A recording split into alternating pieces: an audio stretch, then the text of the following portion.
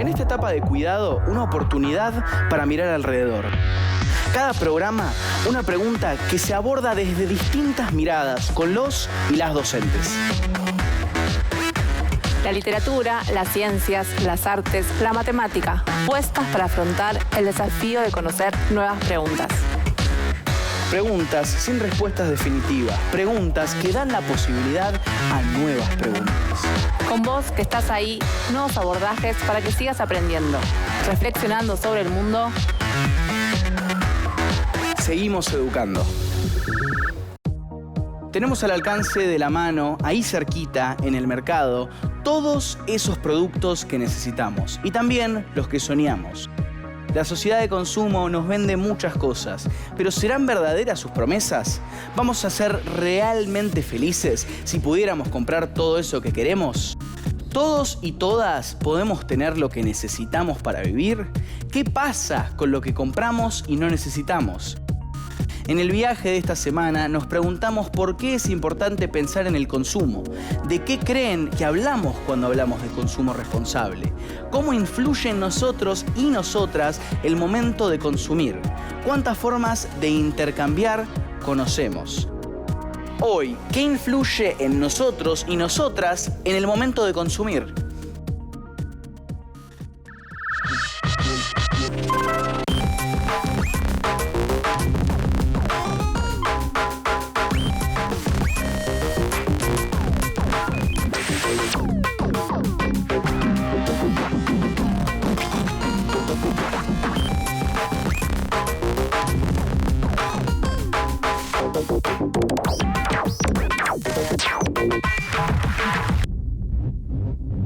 ¿Qué influye en nosotros y nosotras en el momento de consumir? Porque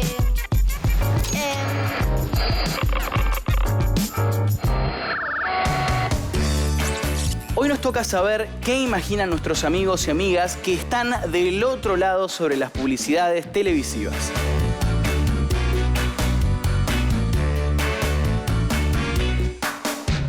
¿Cómo harías un cartel para promocionar tu propia marca de, por ejemplo, papas fritas? Primero, mi cartel lo haría con colores llamativos, un nombre que también llame la atención y que, bueno, y poner los distintos sabores que tiene. yo lo hice, primero dibujé todo con lápiz, después lo remarqué con fibra. Y lo haría con colores llamativos, con un nombre que también llame la atención. Quise hacer unas papas picantes y se me ocurrió el nombre. Unas papas mixtas de distintos gustos. Y con ingredientes por ahí distintos a los comunes. ¿A qué consumidores y consumidoras pensás que está dirigida esa publicidad? A más adolescentes. Los medios grandes. Niños y adolescentes que son los que más consumimos este tipo de productos. ¿Por qué pensás que el cartel publicitario va a convencer a las personas de que compren tus papas fritas? Por los colores, por el nombre. Bueno, las sorprepapas, vos no sabes por principio qué te va a tocar, entonces como que te dan esa intriga. Entonces decís, bueno, las compro para ver qué onda. Porque es un eslogan que creo que le va a gustar a la gente. La papa más picante y más elegida por el mundo.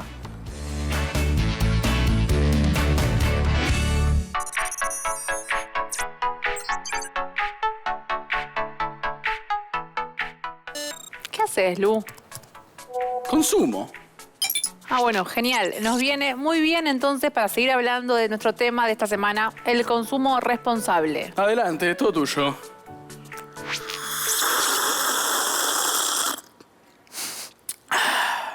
Gracias. Podemos empezar diciendo que los seres humanos, todos y todas, debemos satisfacer necesidades que tienen que ver con nuestra subsistencia. Entre ellas, el acceso al aire puro, los alimentos y el refugio. Claro, lo que necesitamos para mantenernos vivos y vivas. Así es. Algunas otras necesidades tienen que ver con la vida en sociedad y el ejercicio de derechos, como tener trabajo, educación y seguridad, entre otros. La forma en que satisfacemos las necesidades varía con la cultura y en el tiempo. Hace miles o cientos de años, por ejemplo, las personas obtenían sus alimentos de manera muy distinta a la actual. En la época de las cavernas, el ser humano era únicamente cazador y recolector, y así conseguía su alimento. Se adquiría y consumía de inmediato y no se lo lo podía almacenar. En el antiguo Egipto, durante el período neolítico, aparecen la agricultura y la ganadería. El ser humano comienza a vivir en forma sedentaria y a transformar el medio para producir alimento de manera previsible. Hoy compramos los alimentos en el supermercado o en locales de cercanía. Ya no dependemos exclusivamente de una cosecha y podemos alimentarnos sin necesidad de producir por nuestra cuenta. Claro, además, en general, en nuestras sociedades, los bienes y servicios se valoran de distintas formas. Ese valor se expresa en un precio que se paga en dinero. La capacidad de consumo de bienes y servicios de la mayoría de la población se relaciona con sus posibilidades de obtener ingresos en dinero y con el trabajo que realiza en alguna actividad económica. Una de las características que distinguen a las sociedades capitalistas es la necesidad de ir al mercado a conseguir la mayor parte de los bienes que se consiguen a través del pago de un precio. Esto nos viene bien para recordar nuestra pregunta semanal. ¿Por qué es importante pensar el consumo? Y la pregunta de hoy, ¿qué influye en nosotros y nosotras en el momento de consumir? Como estoy haciendo ahora. Los precios están determinados por lo que llamamos mercado, que no es el mercado del barrio en el que hacemos las compras, sino un sistema dinámico donde se ofrece y demanda un determinado producto. Esta relación entre oferta y demanda da como resultado cuánto se vende y a qué precio. Vamos a ver un poco más acerca de esto.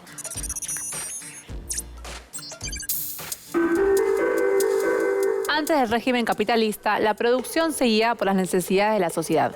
Así ocurría en los pueblos que recogían su alimento por medio de la agricultura y ganadería. En la actualidad, como decíamos, existe el mercado. Sí, los trabajadores y trabajadoras, los empresarios y empresarias y el Estado defienden sus intereses modificando el valor que finalmente se traduce en un precio.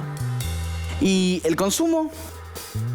En el sistema capitalista o economía de mercado, consumir o no implica participar en el mercado. Los ingresos que recibimos para poder participar en esos mercados vienen de otro tipo de mercado, el laboral, en el que se ofrece y demanda la fuerza de trabajo. Hoy todo esto nos resulta muy común, pero no siempre fue así. Existen y existieron antes otros sistemas económicos con normas muy distintas para determinar el precio de las cosas sin la intervención del Estado. ¿Y cómo se manejaban los sistemas económicos? Un caso anterior al capitalismo que podemos tomar como ejemplo es el feudalismo, en el que los siervos cultivaban la tierra que les asignaba el señor feudal. De ese trabajo se obtenía el sustento familiar y a la vez parte de esa producción se le debía otorgar al señor feudal en forma de tributos. Esto no quiere decir que el mercado no existiera antes del capitalismo, pero su uso y funcionamiento eran muy distintos a los de hoy. En las ciudades medievales, la actividad económica impulsó el crecimiento de algunos mercados muy puntuales como los locales. En estos lugares se comerciaba la mayor parte de los bienes que la ciudad consumía. ¿Y qué pasaba con los bienes importados? Estos bienes se conseguían a través del mercado exterior que se potenció con el crecimiento de las ciudades, las conquistas coloniales y la apertura de nuevas rutas comerciales. Este sistema estaba regido por el Estado. Llegamos al rol del Estado. Así es, con el avance del capitalismo, los mercados se abrieron a la competencia y surgió un sistema llamado economía de mercado, regido únicamente por las leyes de la oferta y la demanda. Por eso se habla del libre mercado. Cualquiera puede negociar el precio de un bien o de un servicio, aunque no siempre cualquiera puede participar ni el mercado es tan libre. El equilibrio entre el poder de oferentes y demandantes no se cumple. ¿Y entonces? El Estado puede intervenir en las economías de mercado para impedir que haya monopolios o diferencias muy fuertes entre vendedor y comprador. También interviene en el mercado laboral, aplicando políticas sociales que aseguren los derechos básicos como salud y educación gratuitas, asignaciones, jubilaciones o seguros de desempleo.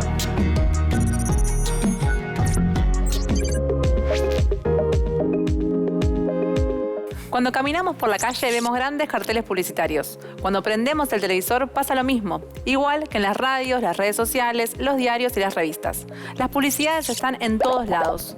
Pero, ¿para qué sirve la publicidad?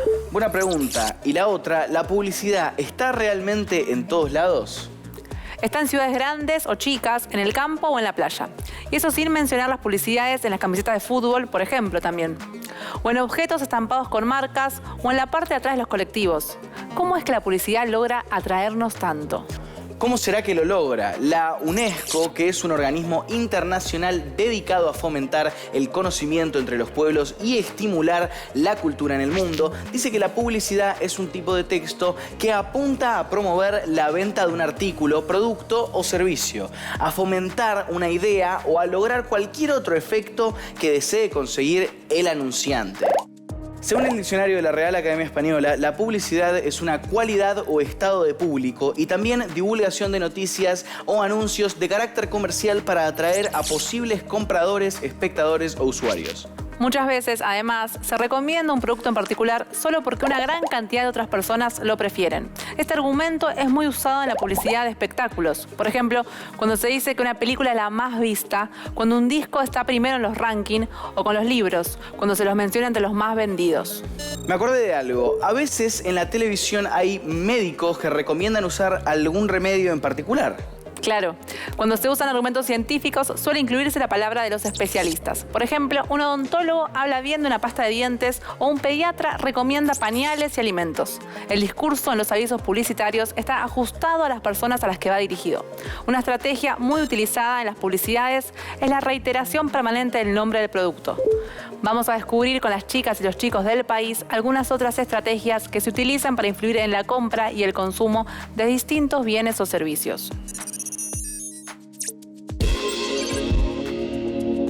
En publicidad no alcanza con presentar un producto y algo de información sobre sus características. Los anuncios deben atraer la atención y convencer al público. Y para eso es común encontrarnos con toda una escena organizada alrededor del producto. Los productos más difíciles son los de consumo masivo. Hacer la publicidad de un extracto francés, un perfume, es muy lindo, puede ser estéticamente maravilloso, pero no es un desafío. Los polvos para lavar, los productos masivos, caldos en cubo, zapatillas, marcas de zapatillas, tarjetas de crédito, shampoos, esos son los productos así más peleados en el mercado y donde realmente uno tiene que lograr que la mano de la persona, 1 millón de manos, no vayan a esta mayonesa y vayan a esta otra mayonesa. Un elemento característico de la publicidad es el eslogan. En inglés, slogan. Claro, es una frase utilizada en las distintas clases de publicidad y se refiere al producto o a la marca. En general suelen ser breves y fáciles de memorizar. Hoy ya es como que la comunicación se ha sofisticado, los consumidores son distintos. Hoy todo se ha horizontalizado tanto, todo se ha democratizado tanto, que podemos decir que la publicidad es una herramienta de la comunicación que ayuda a vender, a instalar una idea. En publicidad se usan diferentes estrategias para atraer, interesar o divertir a los posibles consumidores. Por ejemplo, la imagen de algún famoso, el precio, modelos llamativos o el humor. Bueno, ya con humor me resulta un poco más divertido. A veces la publicidad recurre a testimonios o imágenes de personalidades destacadas. Se espera que los compradores y compradoras elijan el producto por la confianza que les inspira a la persona o porque les gustaría ser como ella. Según el producto, suelen ser deportistas o artistas. Si la publicidad piensa en vender, pierde. Y no le sirve al que la está contratando. Nosotros tenemos que comunicar y generar vínculo. La venta es más compleja. La venta depende de que lo encuentres, el producto, de que el precio que tenga, de que te vaya el talle o no te vaya, de una cantidad de cosas que... Entonces, cuando siempre se dice, me vendieron esto, me vendieron aquello, mentira. La publicidad no vende. La publicidad es una forma relevante de comunicación social que transmite información y difunde además imágenes culturales. Nos muestra o resalta aquellas cuestiones que consideramos agradables y que nos movilizan afectivamente, ya que su propósito es aumentar el consumo de los productos que presenta.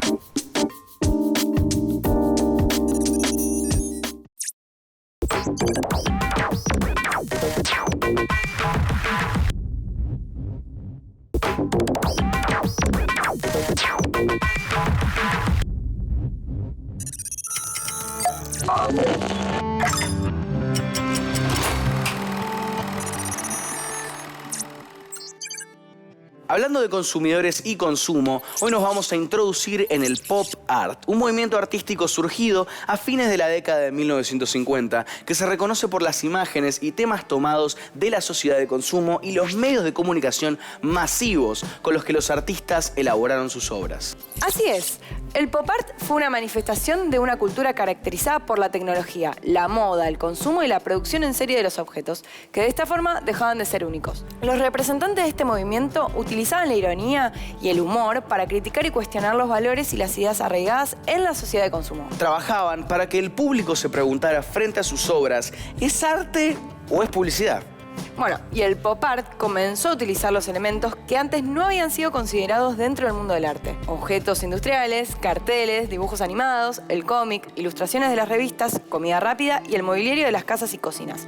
El tamaño de las obras se volvió espectacular y la expresividad pasó a segundo plano, dando paso a un estilo que se acercaba al mundo de la publicidad.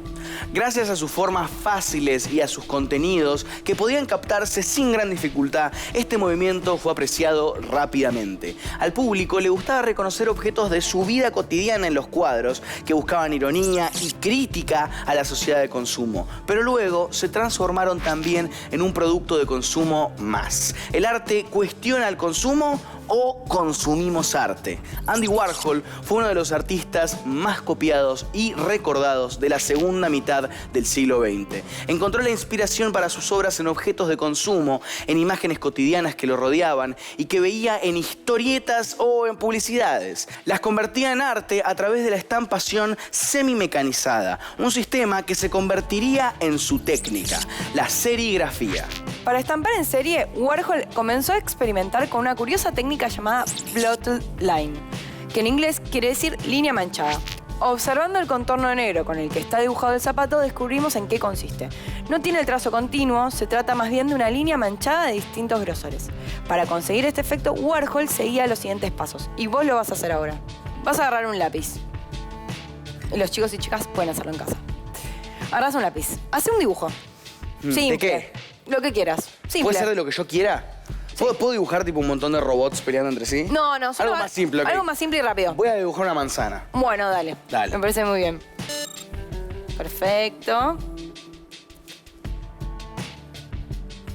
Y Andy Warhol lo que hacía en este momento era repasar con tinta y antes de que se seque pone una hoja por encima para que se traspase la tinta de una hoja a la otra y que se duplique el dibujo.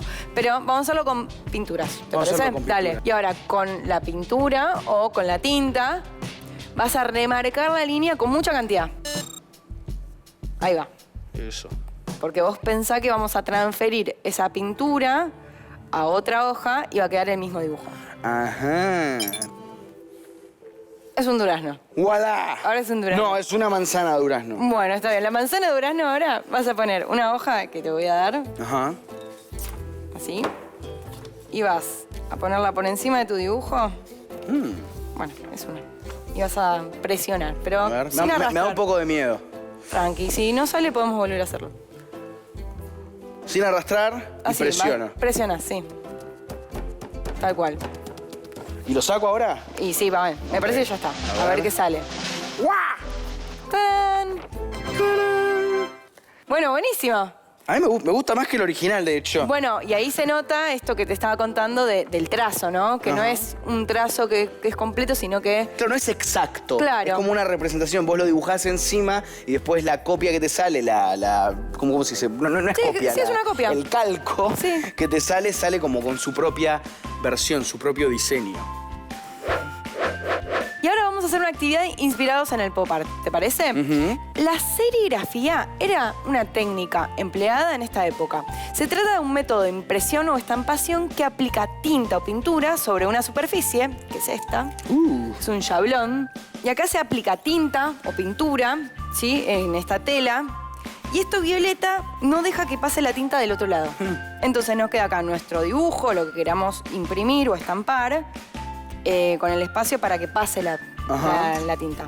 Y esto, o sea, lo estaba haciendo Andy Warhol en los años 60, años 70. Claro. O sea que es una técnica vieja ya. Sí, se sigue utilizando esta técnica todavía para estampar remeras, Sí, las redes sociales lo he visto, tipo, cada tanto Sí. hay algún artista que muestra que está haciendo remeras y es esta la técnica. Esta es la técnica. Entonces ponemos el yablón, vamos a imitar como si tuviéramos abajo una hoja gigante. Ponemos el yablón, ponemos la tinta y necesitamos de esto que se llama manigueta. Bueno, entonces, ¿sabes qué? Pongámonos las manos a la obra. ¿Sí? Vamos a mostrar, simular cómo haríamos si tuviéramos... La tinta y todo. Imaginémonos que acá tenemos la tinta. ¿Sí? Entonces vamos a pasar suavecito así la tinta por arriba para que se llene de tinta todo el espacio de la malla. Es como que lo estamos exprimiendo Claro, casi. y después, con fuerza, la idea es que pasamos la manigueta hacia abajo Ajá. y cuando levantamos el yablón tenemos Estampado. estampado acá. Pero vamos a usar la imaginación. Vamos a usar la imaginación, me parece muy bien. Bueno, y de esto se trata la serigrafía. Me encantó. ¿Sí? Bueno, ahora vamos a hacer otra actividad. A ver. ¿Sí? Que puedan hacer los chicos y chicas en su casa. ¿Te Hagámoslo. parece? Bueno, dale. Para hacer esta actividad vamos a necesitar pinceles, lápices, marcadores, témperas o tintas chinas, lo que tengan en casa, hojas blancas y agua para lavar los pinceles. Bueno, y ahora le quiero proponer a los chicos y chicas que en su casa hagan un retrato simple, ¿sí? Sin muchos detalles. ¿Por qué? Porque la idea es que después de hacer ese retrato en lápiz, lo marquemos como hacía Andy Warhol con una tinta, ¿sí? Marcar el contorno de nuestro dibujo, el marcador negro. Y después lo vamos a calcar o fotocopiar para tener muchas copias iguales, ¿sí? Si no tenemos para fotocopiar o para calcar, podemos hacer como la técnica de la tinta. Exactamente. ¿Sí? Como hicimos recién antes con la manzana durazno. Que lo acabamos de aprender. Por eso mismo. Entonces, nosotros acá tenemos nuestros autorretratos ya armados, fotocopiados. Estoy hermoso, la verdad, me encanta. Mirá, es un Luca con pelo corto, re raro. Y pero porque es un look de hace bastante tiempo, me parece. Bueno, entonces la idea es que cuando tengamos estas imágenes, la idea es rellenar con tintas, con pinturas, con marcadores, con lápices, con colores fuertes y vibrantes como hacía el pop art, ¿sí? Colores saturados, puros. El que vos quieras, pero que sean bien fuertes, ¿sí? Y pintamos tanto el autorretrato como el fondo. Ok. Y podemos aplicar esto como hacían puntitos. Como si fuera cómic, Ajá, imitando sí, el cómic, sí, que sí. es típico del pop art. Y una cosa, es un detalle Sí. que te lo voy a preguntar acá. Bueno, a ver. La idea es irlos pintando como diferentes colores, cada uno tiene su tono, Claro. como la famosa pintura de Marilyn Monroe. Claro, olvidarnos un poquito que quizás el color de piel tenga que ser realista, sino que puede ser, no sé, una cara azul, una Lo cara de- naranja, otra verde. Exactamente. ¿Sí? ¿Vamos a pintar? ¿Te Vamos a parece? pintar. Dale.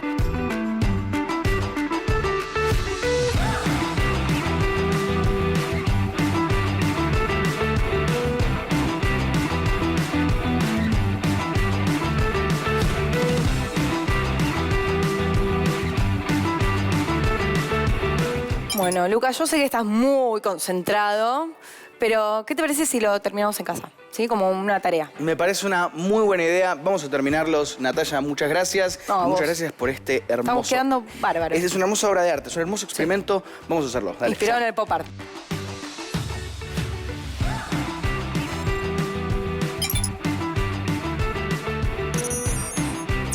Porque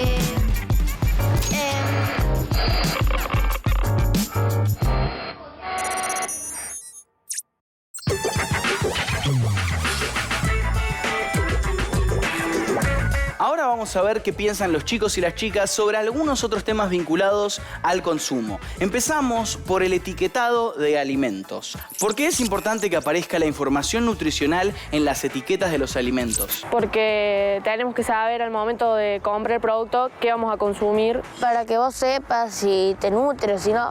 Porque es importante saber qué estamos consumiendo, qué cantidad de cosas, cuáles son los químicos que ingerimos y a través de qué productos. ¿Qué información es importante que aparezca en el supermercado para que las y los consumidores puedan elegir qué comprar? Que tengan carteles que sepas qué tiene el producto. Bueno, el precio. Y por ahí de la forma que están acomodados en las góndolas y eso también es importante. ¿Cómo influye la forma en que están ubicados los productos en las góndolas al momento de comprar? De una manera muy grande porque cuando están acomodadas las cosas es más fácil encontrar y por ahí está mejor ubicado todo. Para que vos te ubiques y sepas los precios. Para saber qué tipo de productos hay y para no tener que recorrer todo el supermercado buscando ese tipo de productos cuando si está bien acomodando en las góndolas, lo puedes encontrar más rápido.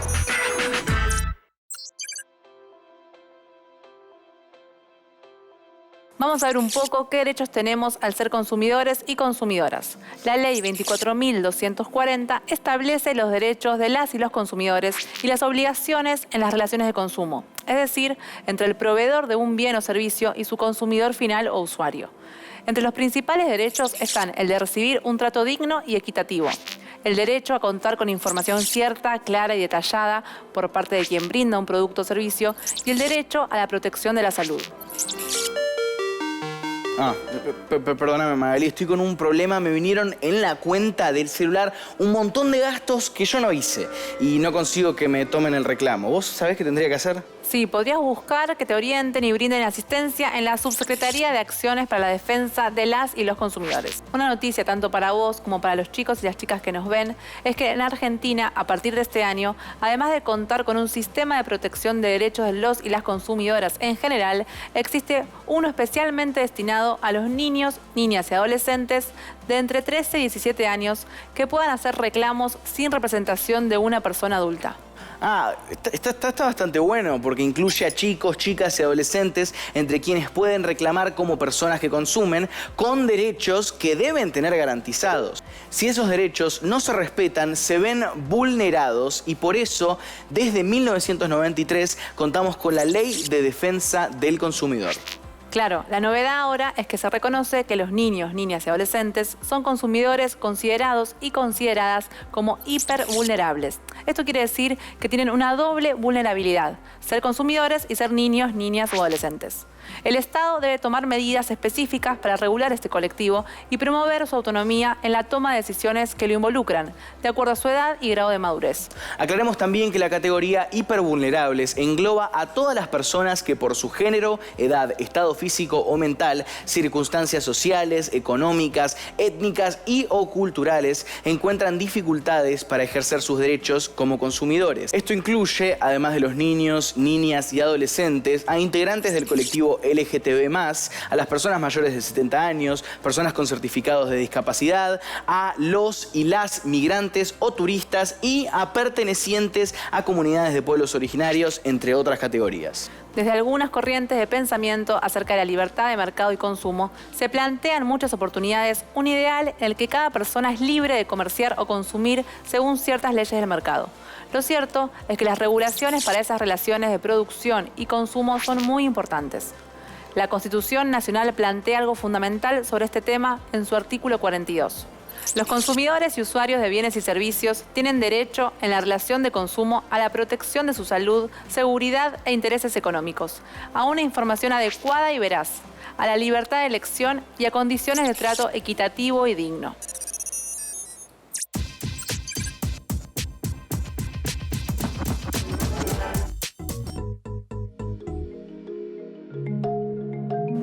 Hoy descubrimos algo más acerca de las necesidades de vivir en sociedad y el ejercicio de derechos, las distintas formas de obtener los alimentos a través del tiempo y los bienes que se adquieren mediante el pago de un precio en el mercado, dentro del marco de las sociedades capitalistas. También vimos cuáles son las diferentes clases de publicidades y sus respectivas estrategias para llamar la atención de las y los consumidores. Y vimos cuáles son los derechos de los chicos y las chicas al momento de consumir un bien o servicio. Y los chicos y chicas de distintos lugares de Argentina nos contaron qué piensan sobre la publicidad y sus recursos. Además, conocimos el pop art, una corriente artística inspirada en los consumidores, el consumo y los medios de comunicación masivos, representada por nombres como el de Andy Warhol. A partir de su obra, nos animamos a incursionar en la técnica de la serigrafía. Hoy aprendimos algo importante. Las y los consumidores tenemos derechos a la hora de consumir bienes o servicios, recibir un trato digno y equitativo, contar con información cierta, clara y detallada sobre aquello que consumimos y derecho a la protección de la salud e integridad física. Y los niños, niñas y adolescentes son consumidores y consumidoras que se consideran hipervulnerables. Todavía nos quedan nuevos interrogantes acerca del consumo. Por ejemplo, ¿cuántas formas de producir, intercambiar y consumir conocemos?